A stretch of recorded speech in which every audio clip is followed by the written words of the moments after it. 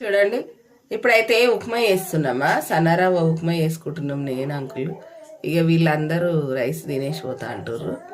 ఇప్పుడు మేమైతే ఉప్మా చేసుకుంటున్నాం. ఇక ఉప్మా కోసం నూనె, ఆనియన్స్ వేయించిన నూనె ఇది కొంచెమే కాబట్టి కొంచెం వేసిన. ఇది నిన్న మనము అలీం చేసుకున్నాం కదా, కొంచెం ఉన్నది అన్నట్టు నెయ్యి, సన్నరవ్వల నెయ్యి వేసి చాలా టేస్ట్ ఉంటుంది.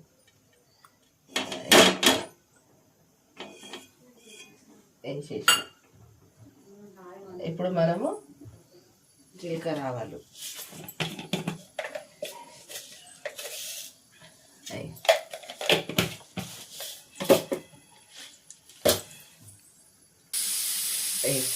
ఉల్లిగడ్డ పచ్చిమిర్చి కలప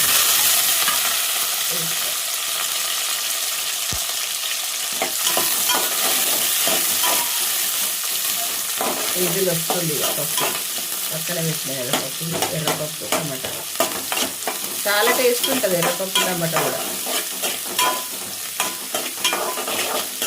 మేము చిన్న ఉన్నప్పుడు మా అమ్మ వాళ్ళు టైం ఉండక పనులకు వెళ్తారు కదమ్మా, టైం ఉండక ఎర్రపప్పు, పెసరపప్పు ఇవే వేసేది. కందిపప్పు చాలా తక్కువ, ఎందుకంటే ఉడకడానికి చాలా టైం తీసుకునేది. అప్పుడు ఎక్కడి అమ్మ మంచినీళ్ళు కూడా లేవు, బావుల కడికించి బోరింగ్ల కడికించి తెచ్చుకునేది నీళ్ళు.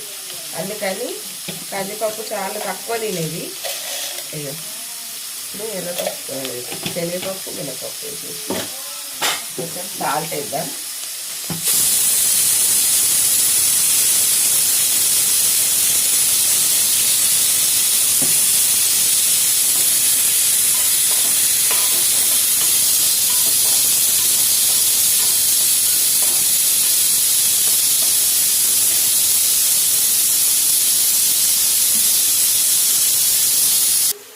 ఇక వాటర్ వేసేసుకుందాం.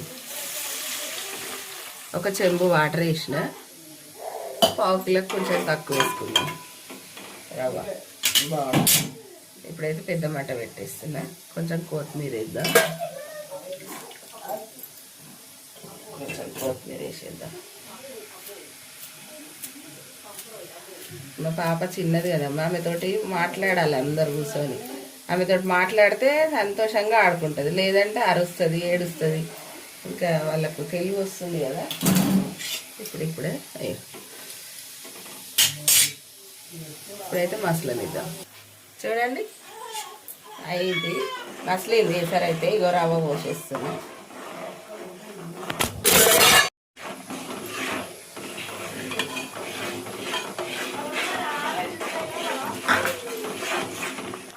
చూడండి, ఇప్పుడైతే మూత పెడదాము. చూడండి, ఉప్మా అయితే అయిపోయింది. ఇంకా స్టవ్ ఆర్పేసుకుందాం.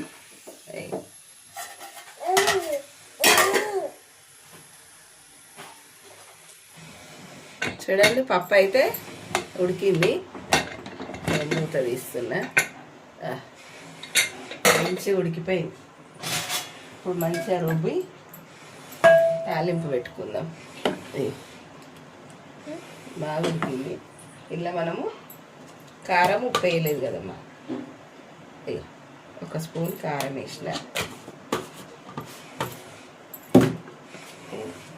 ఉప్పు వేసుకున్నాం. కొంచెం ఒక స్పూన్ మీద కొద్దిగా వేసిన. మంచిగా రుబ్బుదాం. బాగుంటుందమ్మా, టేస్ట్ అయితే మంచిగా అవుతుంది.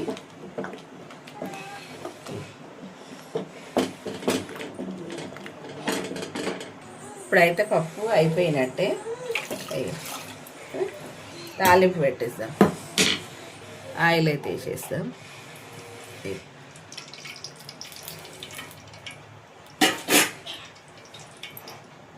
మంచిగా నూనె అయితే కాగింది. ఇక జీలకర్ర ఆవాలు వేసేస్తున్నాం. కొంచెం అంత జీలకర్ర ఎక్కువనే వేసుకోవాలి, అందుకే ఎక్కువ వేసిన. టేస్ట్ బాగుంటుంది. ఇక ఎండుమిర్చి కూడా వేసేసిన. ఎండుమిర్చి మంచిగా అవుతుంది తాలింపు.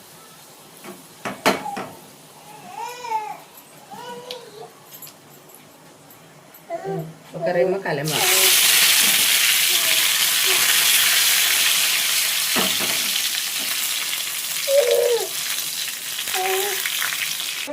చూడండి ఇక తాలింపు వేసిన, చూడండి ఇక తాలింపు వేసి ఎందుకు ఇట్లా పెట్టిన అంటే ఇట్లా చిల్లకుండా అని పెట్టేసిన.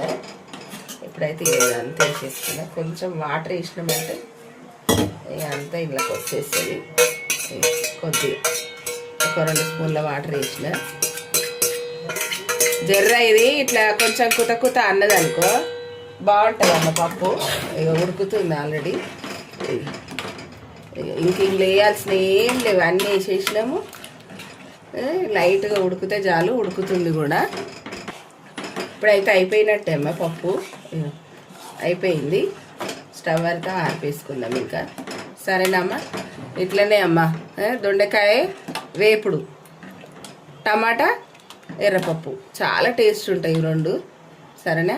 బాయ్ అమ్మ. లైక్ చేసుకోర్రి, సబ్స్క్రైబ్ చేసుకోర్రి.